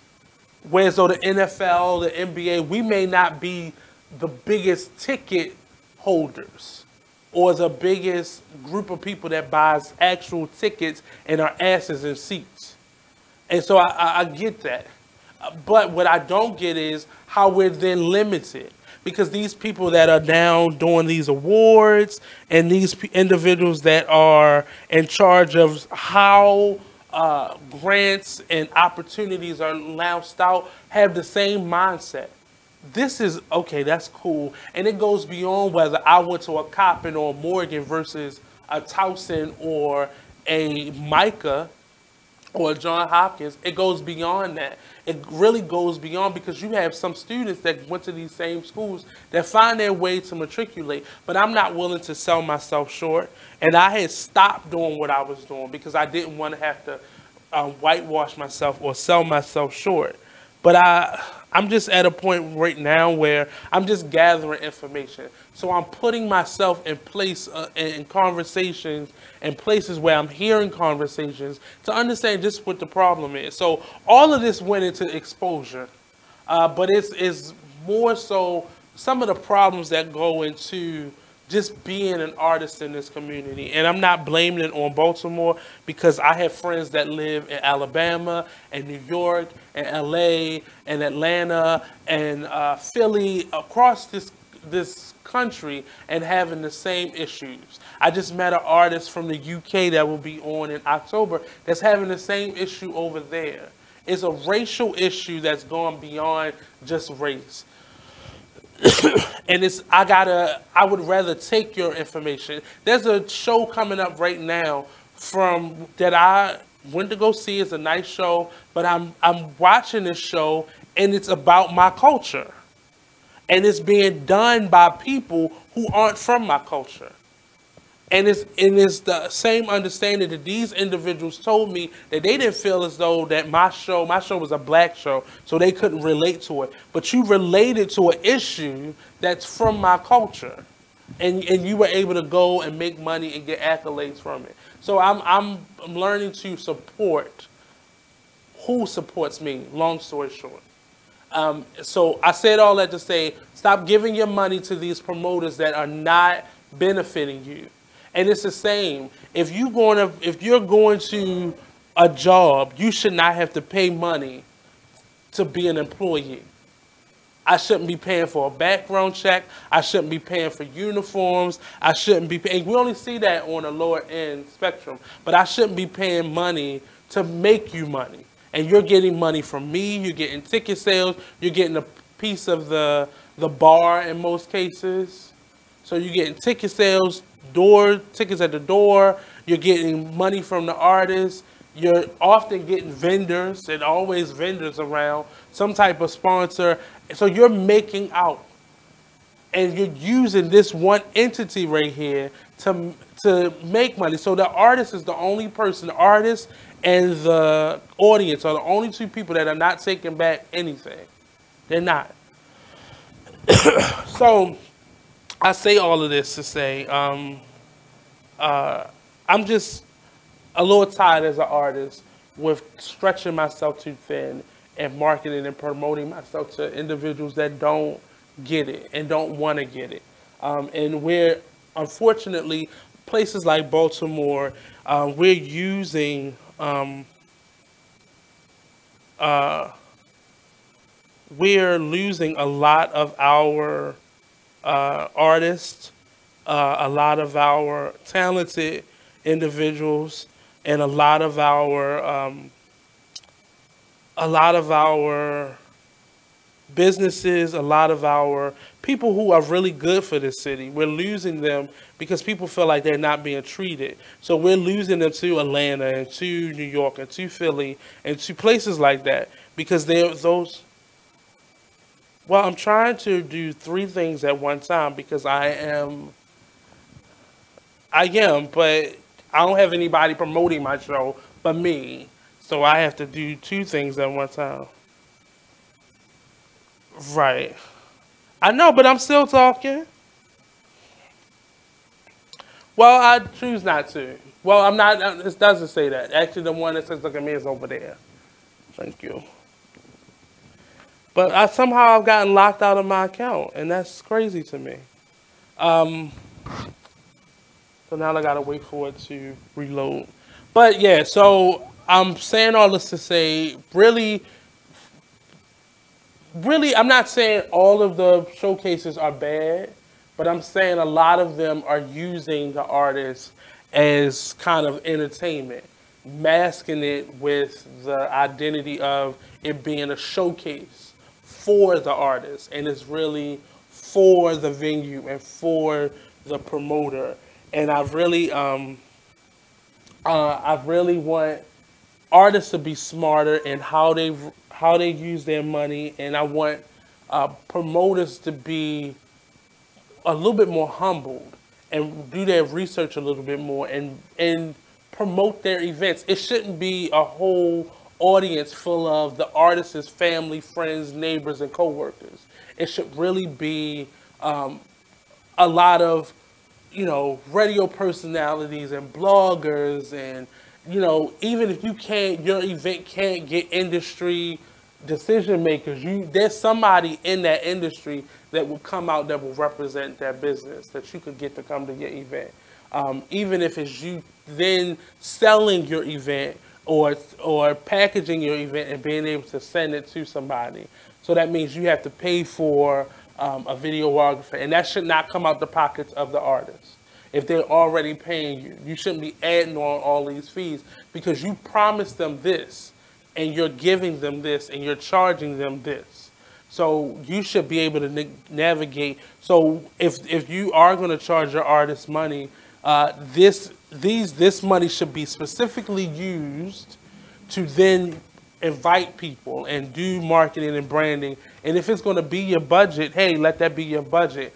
But don't get money from all these different facets and then hoard that money and not invest any of that money back into your event.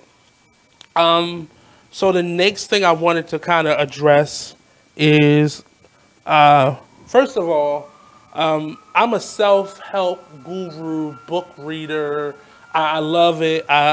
There's so many podcasts up now and so many internet shows that are based on like self-help. I just like that brand of knowledge for some reason, because there's always something we can take from it. There's always something that we can use from it. But we have to figure out how to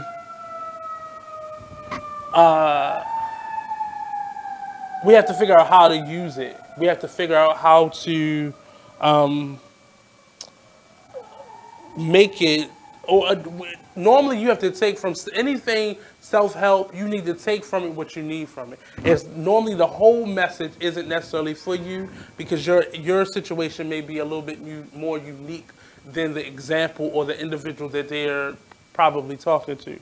So I want to defend Iyanla Fix My Life a little bit, and not necessarily defend Iyanla because I think her girth of work kind of speaks for itself, but I think she has gotten into this trend of inviting on celebrity guests and trying to help them fix their life. Now, I know from researching how to get onto Iyanla's show, Iyanla is being booked through the booking agency or the manager of, or the artist is being booked through their management. So their management thinks that being on Iyanla will get them a certain level of fame. But what I noticed is the trend is these celebrities, quote unquote celebrities, go on there and Iyanla gives them a truth. It may not necessarily be their truth, because I don't think Iyanla is a psychic, but I know she sees the BS that's sitting in front of her and she gives you a mirror of that. And if you're not ready to hear that, I don't think you should book yourself on a show called Iyanla Fix My Life.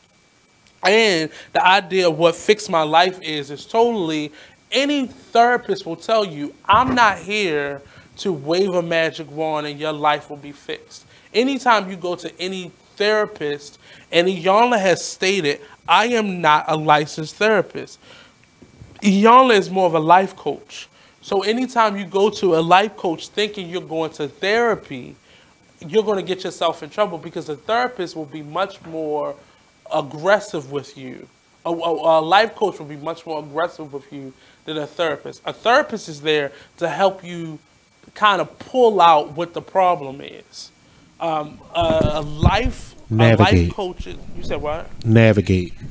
Yeah, to navigate. Or really to just, a therapist is really there to organize your thoughts, to help you organize it. But we're going to take a quick break and we'll be back on Iyanla Fix My Life. Iyanla Fix My Life. So don't go anywhere, we'll be right back. Right?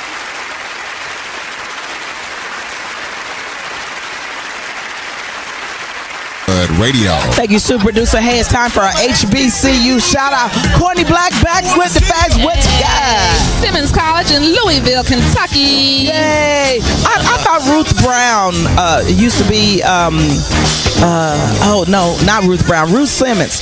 Somebody is the president. I thought a black woman was the president. Really? So she came from Brown University. I thought was the president. I could be wrong, but we're shouting out Simmons College in Louisville, Kentucky. Did we go visit them?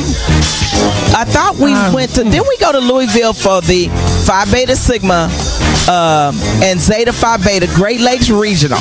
Yes, we did. Because remember, we turned down that wrong street. We were trying to get to the school. Then we went to the soul food restaurant.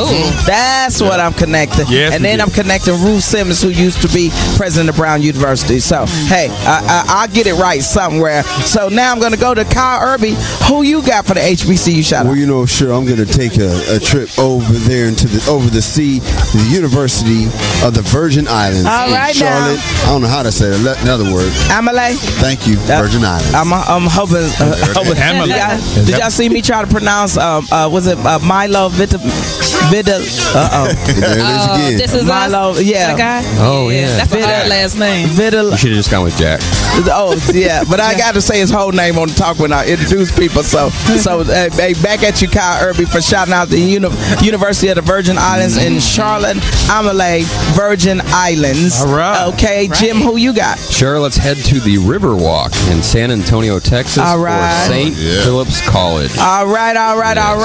And San Antonio is near and dear to my heart because it's where I went to train for the Air Force. I went to basic training in Lackland Air Force Base in San Antonio, Texas. Nice. So we love San Antonio, and we used to go to the Riverwalk, and you know that when you can go hang out once you could go off the base. Yeah, it's a great place to hang out. So we love everybody in San Antonio, and we love everybody Home of the Tigers. know about the St. Philip's College Tigers. Yeah. All right, Vic Frost, who you got? I want to go to Huntsville, Alabama, to Oakwood University. University. The Ambassadors. That's right. We love the Ambassadors. Also, big shout out to Munchies, a soul food restaurant in Huntsville, Alabama. Munchies. And what is the club? The Huntsville what?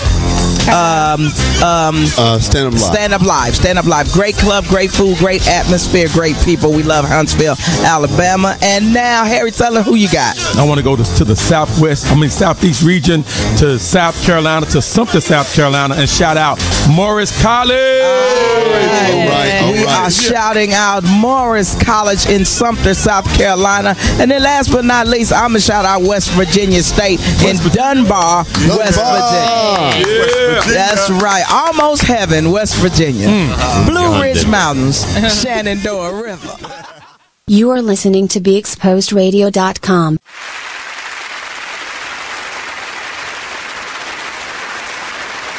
Hey, what's up? Welcome back.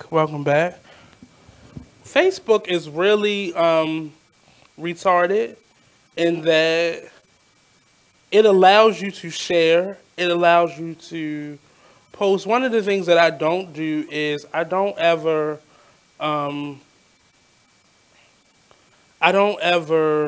tag people. Like, I tag people who are a part of the show. I don't want to say I'll never tag people, but I don't ever just tag people just to be tagging people. Like, if you're not involved in whatever I'm posting. But Facebook has gotten so, and it's been a bunch of these people complaining about the security features, and it's mostly those older people over 40 that are playing games that got viruses on their computers and wonder why their credit card is being tapped into. Like, you dumb for putting your credit card on Facebook, attaching it to your Facebook page. But yeah, so I'm not gonna complain anymore.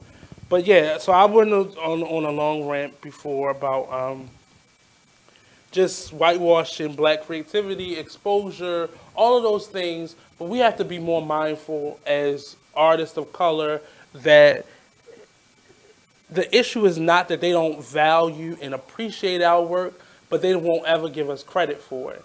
And we have to be mindful not to then turn into them trying to be them.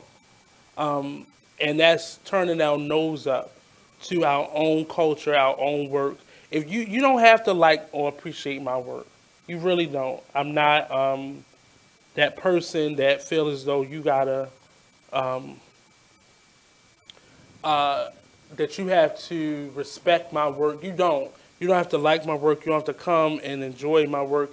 You don't have to support it. But what you can't do is block anything because you want to then take that and make it your own. I see a lot of individuals that are out there, well, I don't really want to follow your rules, but I'm going to take all the things that you created and I'm going to create that over there.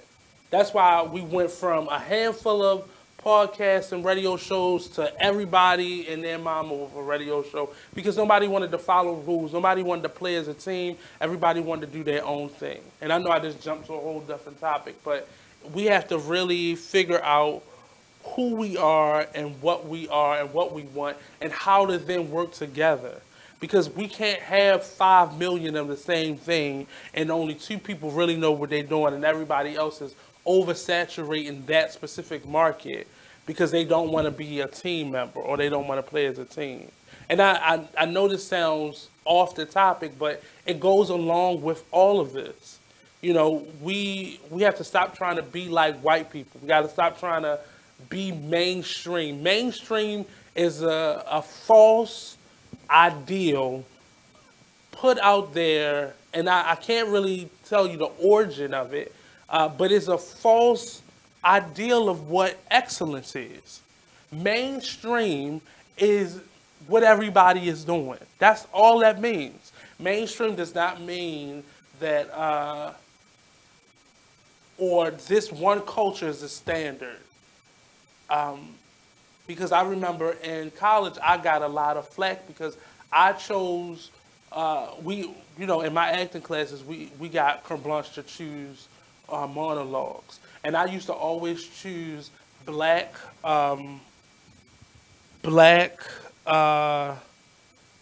playwrights. I never chose,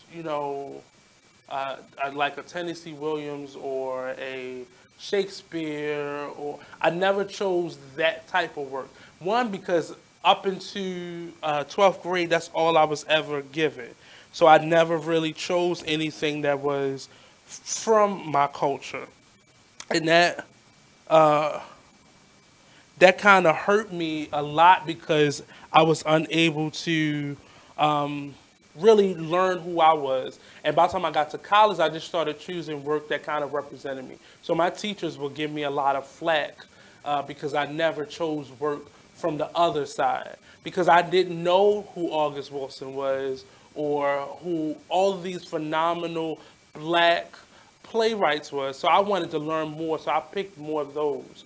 And, I was taught how to always go against what my culture was, while at the same time being taught how to respect my culture, which was a contradiction within itself. But I really, I want us to do better in terms of, how can I say, just representing our work. And even within, I hear Omarosa saying this a lot, we're not all the same type of thinkers. We don't all think the same. Just because we're all black or from the black culture, we don't always think the same. But we have to begin to learn to respect who we are and really do things in a way that is respectful of our culture. And I don't have to have the same taste that you have to respect what you do. And I don't have to agree with what you do or even support what you do, but I need to respect you as an artist of color. And that's just where I'm coming from as an artist. But this is, we're tying up the show for today, and I kind of went on a rant. So we'll be back on Monday. Mama Linda's going to stop by, and we're going to do some more griot talk. So definitely stay tuned, stay locked in for that. The Artist Exchange Radio Show. Coming up next, It Is What It Is Radio Show at 7 p.m. tonight. So definitely stay tuned, stay locked in. I'm sorry, 9 p.m. It Is What It Is Radio Show. So stay locked in for that. And that's been another edition of the Artist Exchange Radio Show, only on BeExposedRadio.com.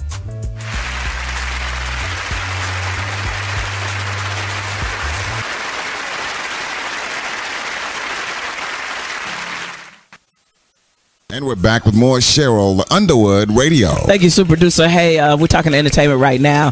Next break, we're going to talk a little sports in the sports bar. When men come talking, women come to eavesdrop. We may drag some of this conversation into that because me and Courtney going to really take over this conversation, bringing back the discussion of, and have we caught up on everything I was supposed to catch up on? I believe we have. Yes, we broke news.